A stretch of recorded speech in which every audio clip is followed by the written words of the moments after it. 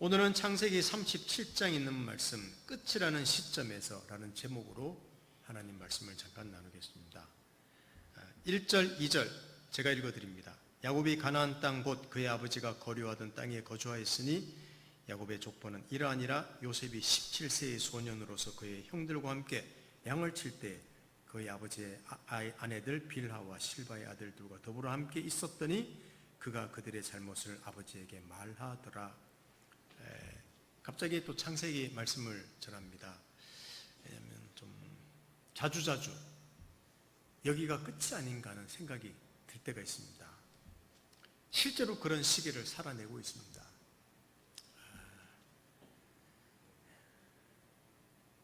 어쩌면 위기의식이라고 하죠. 끝이라는 그런 생각을 하지 않고 산다는 것은 참 감사한 일인지 아니면 통탄할 일인지 모르겠습니다. 세상도 끝이라고 하는 생각이 들지만 하나님의 나라, 물론 전체가 하나님 나라지만 특히 교회나 이 시대의 하나님 백성들을 생각하면 더더욱 그런 마음이 들기도 합니다. 제 자신을 봐도 그렇습니다. 그래서 오늘 좀 요셉의 생애를 한번 다루면서 하나님께서 어떻게 그 생애 가운데 일하시는지 그것을 잠깐 나누겠습니다. 야곱과 그의 가족의 이야기, 특별히 요셉에 대한 이야기입니다. 야곱이라는 사람은 하나님이 세상을 구원하기 위해서 택하신 아브라함과 이삭과 야곱, 그 이스라엘의 조상이 되고 또 그러나 그 가정에는 참으로 많은 일이 일어납니다. 오늘 나누지는 않겠습니다만은 바람잘 날이 없는 가정이 야곱의 가정입니다. 오늘 37장을 읽었지만 그 전에 보면 야곱의 딸이 그 동네 사람들에게 어떤 남자에게 추장의 아들입니다. 강간을 당해서 야곱의 아들들이 가서 그 동네 사람들을 모조리 살해해버리는 끔찍한 사건도 바로 얼마 전에 일어나기도 했습니다. 그런데 오늘 또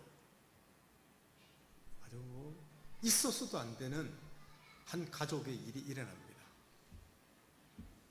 야곱이 가장 사랑하던 아들 요셉에게 비극이 일어났던 일입니다. 이건 요셉만의 비극이 아니라 야곱 가정의 비극인 것이죠. 자, 2절을 다시 보시면 야곱의 족보는 이러하니라. 요셉이 17세의 소년으로서 그의 형들과 함께 양을 칠 때에 그의 아버지의 아내들 빌하와 실바의 아들들과 더불어 함께 있었더니 그가 그들의 잘못을 아버지에게 말하더라. 그러니까 야곱은 부인이 넷이나 있었습니다. 배다른 형제들이죠. 어떤 측면으로는 그 형제들이 12이나 있었는데 그 형들과 함께 양을 치고 있던 중에 요셉은 그 형들의 어떤 잘잘못은 아버지에게 고자질을 했다고 성경은 이야기합니다. 그런데 이것은 단순한 고자질이 아니라 요셉의 성품이 워낙 의로운 성품이었기 때문에 아주 고든 대로 이야기한 거죠. 고지고대로 다 말한 것이죠. 아버지, 형이 양을 어떻게 했습니다. 때렸습니다. 빼돌렸습니다. 다 이야기를 했습니다. 아마 야곱은 요셉에게 이야기를 듣고 형들을 책망했을 것입니다. 철없는 행동입니다. 얼마나 그런 행동들이 가정을 깨트리는지는 이들도 모르는 것 같아요. 요셉은 17세 소년이었다고 합시다. 청년이었다고 한다면. 근데 야곱은 100세가 넘었습니다. 한 108세 정도였다고 말합니다. 배워야 할 것은 수많은 고난을 그 전에 외삼촌 라반의 집에서 겪었기 때문에 엄청난 고난을 겪은 사람임에도 불구하고 아직도 보면 어린아이 같은 모습이 야곱에게 남아있는 상황입니다. 야곱을 보십시오. 3절, 4절을 봅니다. 요셉은 노년에 얻은 아들이므로 이스라엘이 여러 아들들보다, 여기 이스라엘은 야곱입니다. 그를 더 사랑함으로 그를 위하여 채색옷을 지었더니 그의 형들이 아버지가 형들보다 그를 더 사랑함을 보고 그를 미워하여 그에게 편안하게 말할 수 없었더라. 요셉을 편애했다는 겁니다. 여기 채색옷이라는 것은 긴 옷을 말하는 겁니다. 화려한 옷이라기보다는 긴 옷을 말합니다. 여러분, 일하려면 긴 옷을 입을 수가 없습니다. 짧은 옷을 입어야 됩니다. 근데 요셉 혼자만 긴 옷을 입었다는 말은 요셉한테 일을 안 시켰다는 말이에요. 이거 편애 중에 이런 편애가 어디 있습니까? 상처가 깊은 가정입니다. 형들이 요셉을 미워하는 것은 당연합니다. 그리고 항상 아슬아슬한 가정, 항상 끝이라고 생각할 수밖에 없는 가정이 오늘도 끝이면 위기를 넘기면 내일도 끝이고 모레도 끝인 가정이 이 야곱의 가정 같아요. 근데 하루는 요셉이 꿈을 꿉니다. 그 꿈이 너무나 특이해서 형들에게 말합니다. 고대 근동에서는 이 꿈이라는 게 사람에게 메시지를, 신이 사람에게 메시지를 전달하는 것을 꿈을 통해서 했다고 합니다. 근데 그러니까 요셉이 특이한 꿈을 꿨으니까 형들에게 말하는 것은 너무 아주 특별한 일은 아니었습니다. 자, 5, 6, 7 그리고 9절을 한번 봅시다. 자, 제가 한 절, 여러분 한 절 읽겠습니다. 요셉이 꿈을 꾸고 자기 형들에게 말하며 그들이 그를 더욱 미워하였더라. 요셉이 그들에게 이르되 청하건대 내가 꾼 꿈을 들으시오. 우리가 밭에서 곡식 단을 묶더니 내 단은 일어서고 당신들의 단은 내 단을 둘러서서 절하더이다. 9절 여러분 읽습니다. 요셉이 다시 꿈을 꾸고 그의 형들에게 말하여 이르되 내가 또 꿈을 꾼즉 해와 달과 열한 별이 내게 절하더이다 하니라. 아멘. 다 자기한테 절한다는 꿈입니다. 누가 들어도 이 개뼈다귀 같은 소리를 한 겁니다. 안 그래도 눈에 가시는데 이런 꿈까지, 헛소리 같은 꿈까지 이야기하니까 죽이고 싶은 마음이 들었을 겁니다. 8절 보십시오. 그의 형들이 그에게 이르되 내가 참으로 우리의 왕이 되겠느냐? 참으로 우리를 다스리겠느냐? 하고 그의 꿈과 그의 말로 말미암아 그를 더욱 미워하였더라. 미워 죽겠는 거예요. 여러분, 이런 내용들을 보면서 많은 어떤 신학자, 설교가들이 가정교육의 중요성, 편애하지 말라, 세상 사는 법, 철없이 굴어서는 안 된다, 말하는 법, 시기와 사랑에 대한 어떤 내용, 꿈꾸는 자가 되자 온갖 교훈을 다 받기도 합니다. 또 가정교육, 좋은 내용이기도 합니다. 그런데 하나님께서 과연 그런 내용을 담으시려고 이 사건을 주셨겠습니까? 그 사건 하려면 잠언이나 이런 내용을 통해서 주셔도 엄청나게 좋은 교훈을 줄 수 있지 않습니까? 이 안에는 하나님께서 담으시려는 분명한 메시지가 있습니다.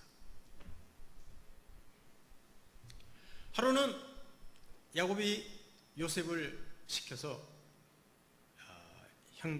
형들과 양떼들이 잘 있는지 보고 오너라, 또 고자질 하거라 하고 보냈는데 이상하게 그날따라 형들을 찾지 못합니다. 이상하지 않습니까? 늘 있던 데 갔는데, 그리고 없으면 가면 되는데 끝까지 찾습니다. 마침 길 가다 갔던 사람들 만났는데 또 장소를 가르쳐 줍니다. 찾아갔습니다. 이게 비극이 시작이 되고 맙니다. 형들의 말을 보십시오. 18절에서 22절을 제가 읽어 드릴게요. 요셉이 그들에게 가까이 오기 전에 그들이 요셉을 멀리서 보고 죽이기를 꾀하여 서로 이르되 꿈꾸는 자가 오는도다. 자, 그를 죽여 한 구덩이에 던지고 우리가 말하기를 악한 짐승이 그를 잡아먹었다 하자. 그의 꿈이 어떻게 되는지를 우리가 볼 것이니라 하는지라. 르우벤이 듣고 요셉을 그들의 손에서 구원하여 이르되 우리가 그의 생명은 해치지 말자. 르우벤이 또 그들에게 이르되 피를 흘리지 말라. 그를 광야 그 구덩이에 던지고 손을 그에게 대지 말라 하니 이는 그가 요셉을 그들의 손에서 구출하여 그 아버지에게로 돌려보내려 함이었더라. 형들의 분노가 끝까지 치밀어 있습니다. 아무리 그가 꾼 꿈이 위대한 꿈처럼 보이더라도 그를 죽이면 끝납니다. 꿈을 막으려고 한 것입니다. 그런데 이 비극은 오히려 요셉이 꾼 꿈을 막으려고 한 이 악행은 요셉이 꾼 꿈을 이루는 시작이 되고 말았습니다. 놀랍지 않습니까? 요셉을 높은 자리로 올리는 그 시작이 어딘가 하면 요셉을 죽이려는 음모, 거기서 시작된 것입니다. 이건 형들이 죽이자 그랬더니 르우벤은 맏형이거든요. 안 돼. 우리 그래도 죽이지는 말자. 걔는 구덩이 던져놓자. 얘는 르우벤이 나중에 가서 그를 건져내려고 한 거예요. 먼 훗날 요셉의 말을 들어보십시오. 자, 창세기 50장 20절을 우리 함께 읽어보겠습니다. 시작.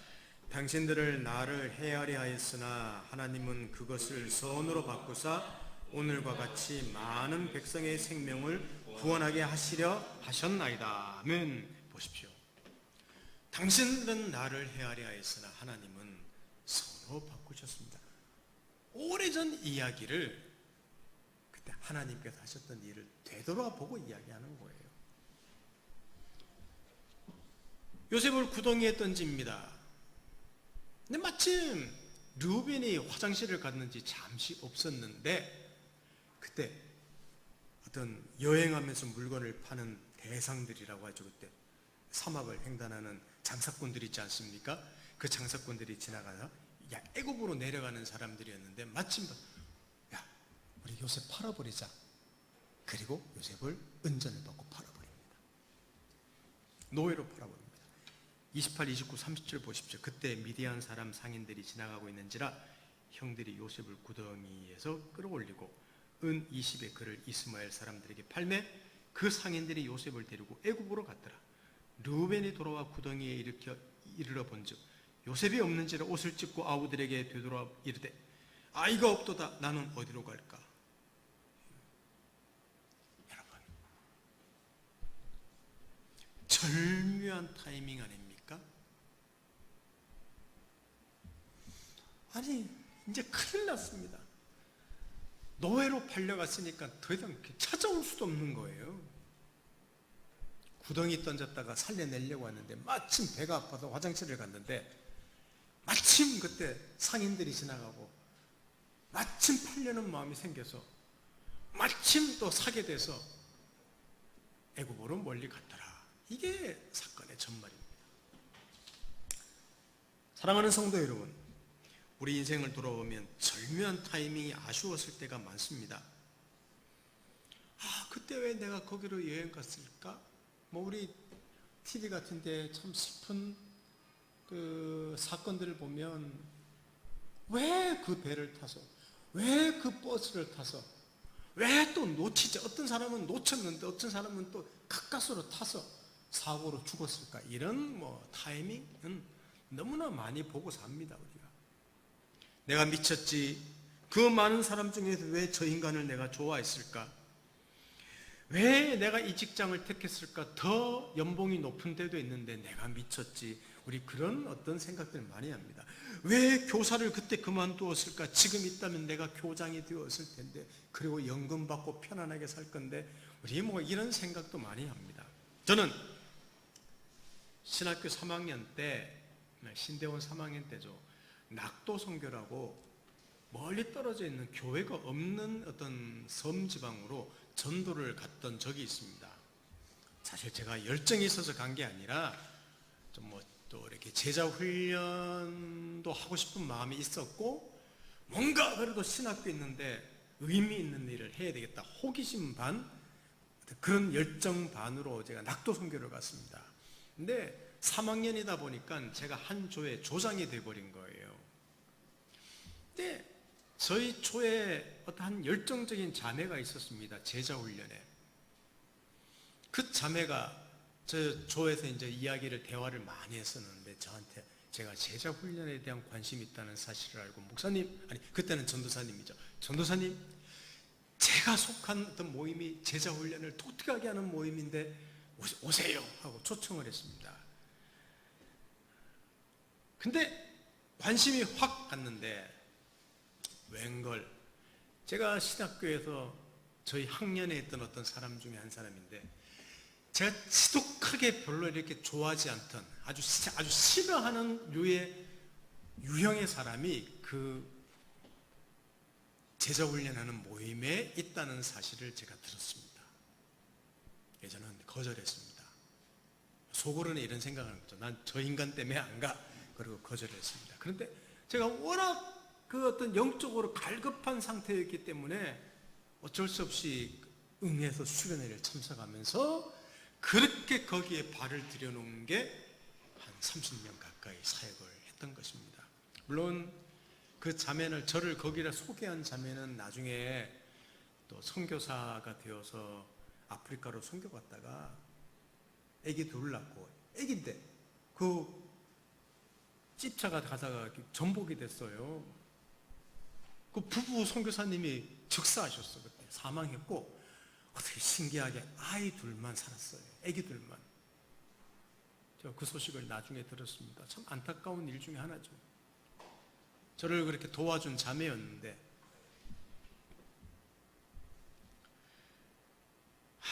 제가 왜 이 말씀 드리는가 하면, 이 설교 준비하다가 그 생각이 들어서 그랬습니다.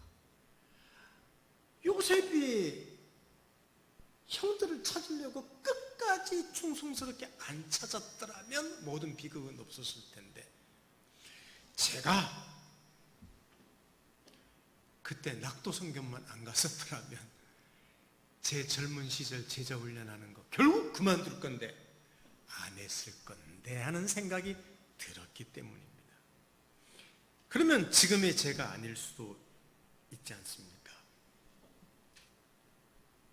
그렇다면 르우벤이 화장실만 안 갔더라면, 요셉이 꿈만 꾸지 않았더라면, 하나님이 요셉에게 꿈을 주시지 않았다면, 이렇게 다 말할 수 있겠죠. 요셉의 인생은 이게 끝입니다.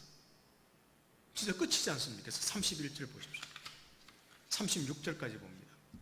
그들이 요셉의 옷을 가져다가 수렴소를 죽여 그 옷에 피를 적시고 그의 채색 옷을 보내어 그의 아버지에게로 가지고 가서 이르기를, 우리가 이것을 발견하였으니 아버지 아들의 옷인가 보소서 하며, 아버지가 그것을 알아보고 이르되 내 아들의 옷이라. 악한 짐승이 그를 잡아 먹었도다.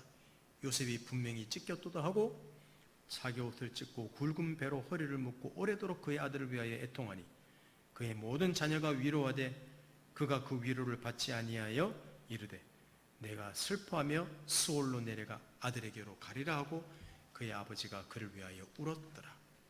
그 미디안 사람들은 그를 애굽에서 바로의 신하 친위 대장 보디발에게 팔았더라.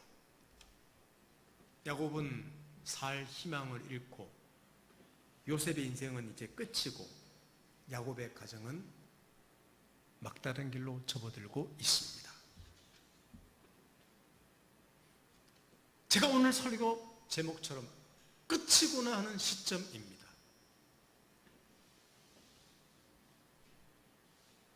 실제로 우리는 물론 제가 오늘 말씀 다 드리진 않겠지만 요셉의 생애는 그 이후로 형통한 것을 볼 수 있습니다만은, 지금으로 보면 이거 상상할 수 없는 고통이 계속 진행됩니다. 이것으로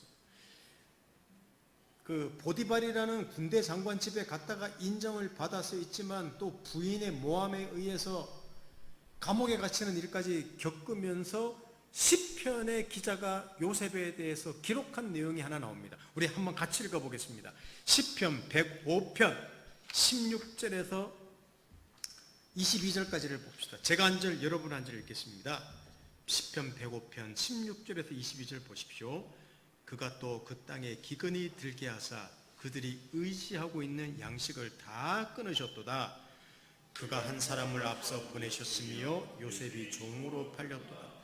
그의 발은 착고를 차고 그의 몸은 쇠사슬에 매였으니 곧 하나님의 말씀이 응할 때까지라. 그의 말씀이 그를 단련하였도다. 왕이 사람을 보내어 그를 석방하며 무백성의 통치자가 그를 자유롭게 하였도다. 그를 그의 집의 주관자로 삼아 그의 모든 소유를 관리하게 하고 함께 읽습니다. 그의 뜻대로 모든 신하를 다스리며 그의 지혜로 장로들을 교훈하게 하였도다. 아멘. 여기 보시면 요셉이 얼마나 고난을 겪었는가 하면 발에 족쇄를 차고, 여기 보면 몸은 쇠사슬에 매였다고 했는데 원문을 보면 이렇게 됩니다. 영혼이 쇠사슬에 매였다고 합니다. 그러니까 얼마나 고통이 심했는지 알 수 있습니다. 그러니까 여기로 보면 내 인생 조졌다. 내 인생 끝인 거예요. 우리 성경 이야기니까, 남의 이야기니까 쉽게 생각할지 모르지만 한번 우리가 요셉이라고 생각해 봅시다. 진짜 어디 뭐 인생에 마가 꼈나? 지질이 안 되는 인생을 그는 겪고 있는 중에 있습니다. 그런데 오늘 성경을 보시면 그는 애굽의 총리가 됩니다. 그리고 대기근 때 이집트뿐만 아니라 하나님의 백성 야곱의 가족을 보존해서 하나님 나라를 보존하는 위대한 인물이 됩니다. 끝이라고 생각했던 것이 끝이 아니었던 것이지요. 새로운 시작이었던 것이지요. 사람들이 끝내려고 한 인생이었는데 하나님께서 그 인생을 통하여 하나님께서는 새로운 일을 시작하시는 일로 만드셨습니다. 야곱과 그의 가족, 하나님께서 붙잡으신 백성이 끝나는 것 같았습니다. 이후에 식량을 구하기 위하여 애굽으로 자기 아들들을 또 보내었는데 누명을 쓰고 온 동생들이 다, 형제들이 애굽에 다 갇히는, 감옥에 들어가는 또 끝처럼 보이는, 이건 뭐 요셉만 잃어버린 것만 해도 슬픈 일인데 이제는 야곱의 모든 아들들이 다 애굽의 감옥에 갇히는 일까지 나중에 일어납니다. 그런데 여러분, 그런 어떤 위기도 나중에 그 감옥 안에서 요셉과 형제들이 화해하는 장이 바로 어디였는가 하면 감옥 안이었다는 사실입니다.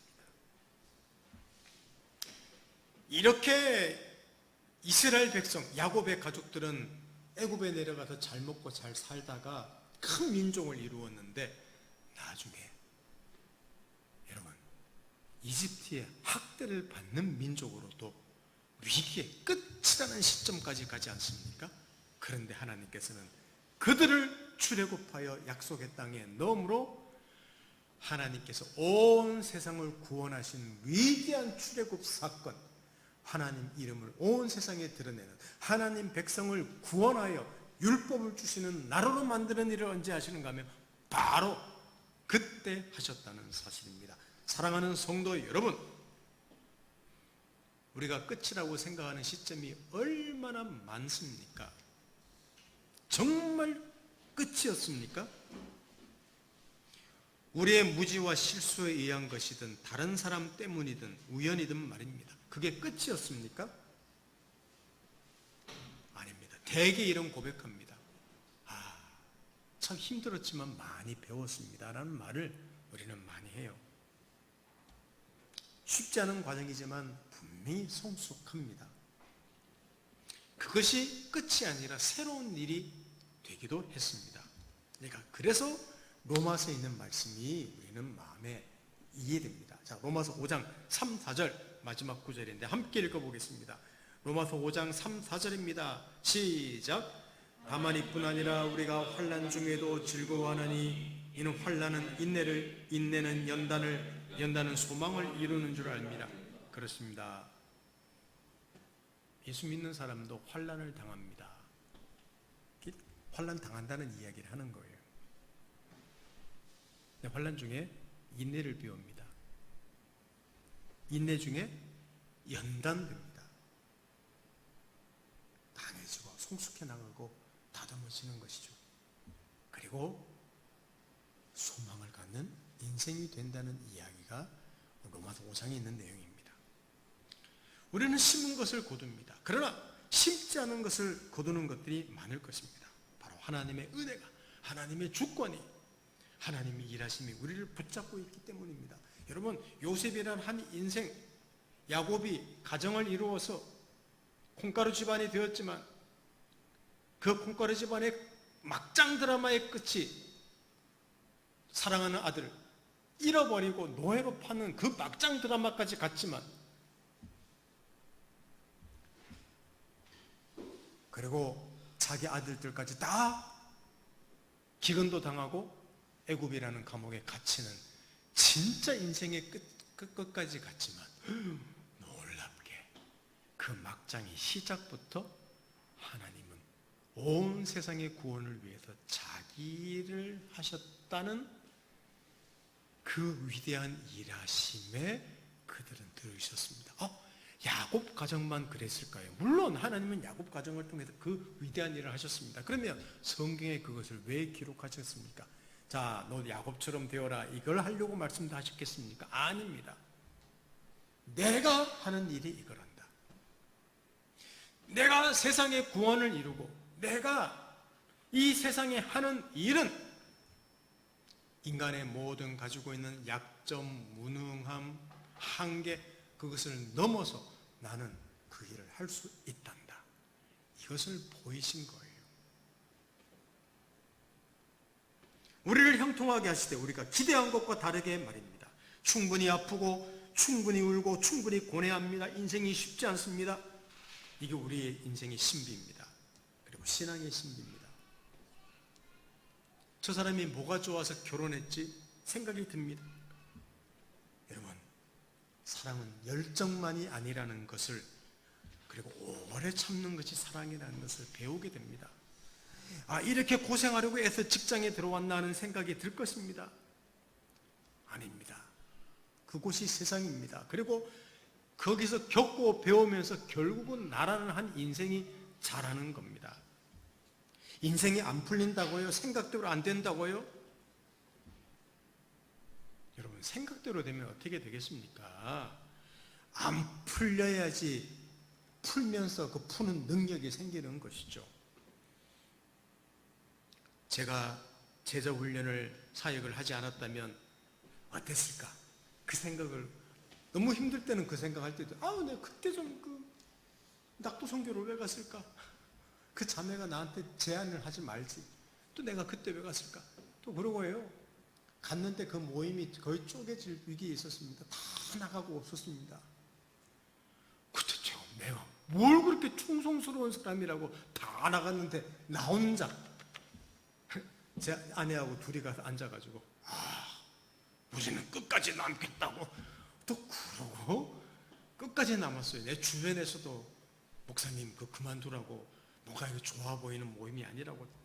제 후배들도 다 이야기 저한테 했어요. 근데 뭘 내가 그렇게 세상에서 충성스러운 사람이라고 가서 나는 예수 그리스도 일을 쫓겠노라 혼자 남았어요. 그래서 모임을 다시 시작했던 겁니다. 그때 나왔더라면 내 20대 후반에 그 일을 그만두고 사역을 하고 내 하고 싶은 일을 하고 그럼 지금의 내 모습이 아닐 건데 그럼 대형교회 목사가 되고 유명한 사람이 됩니까? 그런 생각도 하기도 합니다. 아닙니다. 물론 저는 인생에 하나님께서 어떻게 개입하셨는지 결과론적으로 알지만 저는 잘 모릅니다. 분명한 것은 거기서 배웠고 낮아졌고 믿음을 배웠고 수많은 것들을 또 배웠다는, 저는 부정이라고 생각했었는데 하나님께서는 거기서 수많은 긍정들을 만들어내신 거예요. 물론 제 마음속에는 여전히 끝끝들이 남아있는 게 있습니다. 왜?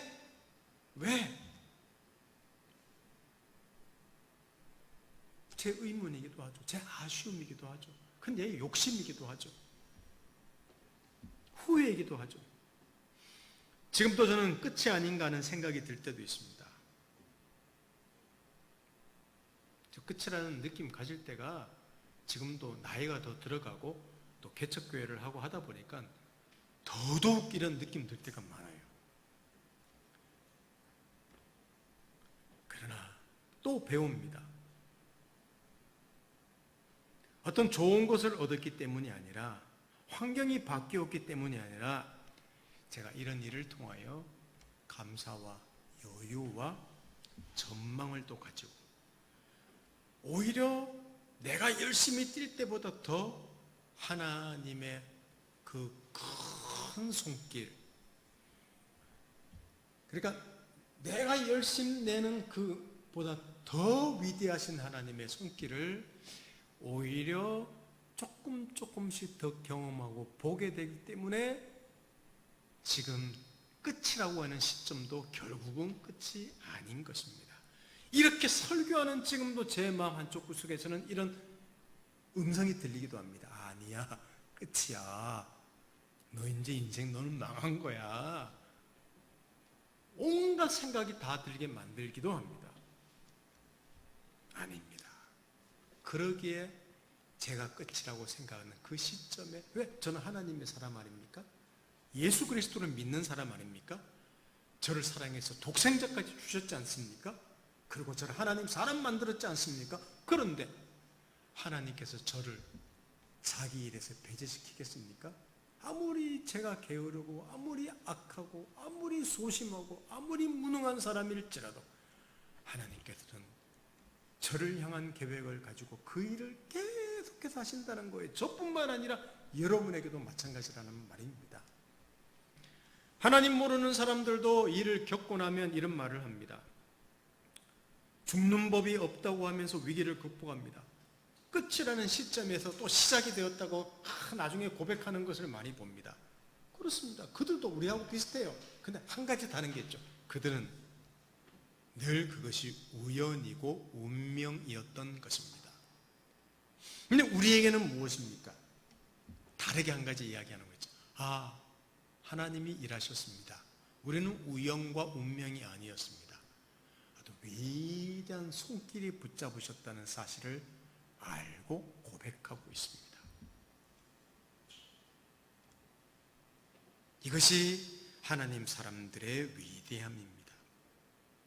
사실 늘 불평합니다. 지금도 늘 원망합니다. 늘 아슬아슬합니다. 그러나 하나님께서 바로 그 자리에서 또 시작하십니다. 이게 제가 이 설교했다고 우리가 또 이런 말씀을 들었다고 해서 이제 오늘부터 끝이라고 하는 시점에서 우리는 믿음으로 살 수 있어 이렇게 말할 수 있는 게 아니에요. 뒤돌아서면 또 낙심하고 또 좌절하기도 합니다. 또 끝이라고 생각되며 나자빠치기도 할 것입니다. 그러나 이것을 분명히 아십시다. 그러나 하나님께서는 또 그 자리에서 시작하시고 일을 하신다는 사실입니다. 나중에 고백하게 될 것입니다. 하나님이 일하셨습니다. 예수를 십자가에 못 박아 죽인 그 자리에서 하나님께서 무슨 일을 하셨습니까? 세상을 구원하는 일을 하셨지 않습니까? 여전히 두려워하겠지요, 원망하겠지요, 호들갑 떨겠지요, 어쩔 수 없습니다. 그래도 하나님이 일하십니다. 이게 우리의 보장입니다. 오늘 시대가 어렵고 내게 주어진 많은 것들이 어렵고 내가 보는 것들도 어렵고 내가 겪는 것도 어렵고 내가 가지고 있는 자원도 어렵고 모든 것이 어려운 끝이라고 하는 시점일지라도 그것이 결코 끝이 아니라는 사실을 아시고 위대한 하나님의 손길을 우리 인생에서 한번 경험해 나가고 눈으로 보며 감격하고 감사하는 그런 인생이 되면 좋겠습니다. 이 어려운 시대에 우리 인생을 조금이라도 긍정하는 마음을 가지면 좋겠습니다. 기도하겠습니다. 하나님 아버지 감사합니다. 야곱이라는 가족의 끝이라고 한 그 시점은 결국은 하나님께서 야곱 가족뿐만 아니라 그 가족을 통해서 하나님이 세상을 구원하는 시작으로 삼으셨습니다. 저희가 두려워하고 혼란스러워하고 호들갑 떨고 있는 이 상황이 하나님께서 일하는 상황임을 알고 결코 좌절하고 실망하고 넘어지지 말고 혹시나 그럴지라도 하나님의 손길이 있어 하나님께 고백하며 감사하는 저희들 인생 되도록 축복해 주시고 우리의 수준과 우리의 한계를 넘어서 일하시는 하나님의 위대하심을 매일매일 찬양하며 살아나가는 우리 인생 되도록 축복해 주십시오. 예수님의 이름으로 기도드립니다. 아멘.